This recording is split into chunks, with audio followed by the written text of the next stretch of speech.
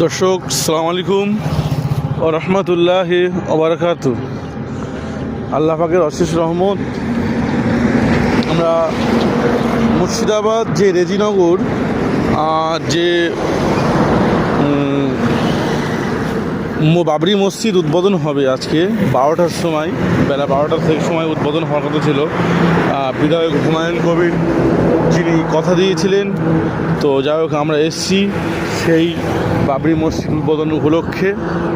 তো এখানে বিভিন্ন মিডিয়ারা এসছে, TV9 বাংলা আছে, সঙ্গে ABP আনন্দ এসছে, তারপর জি বাংলা এসছে।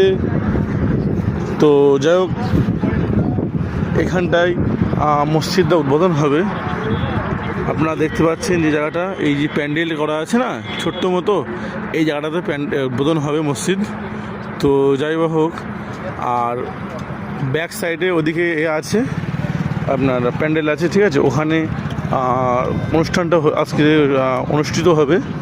তো আপনার সঙ্গে থাকুন, ইনশাল্লাহ আপনাদের সঙ্গে সব কিছু শেয়ার করব। ও আপনারা শুধু সাপোর্ট করুন।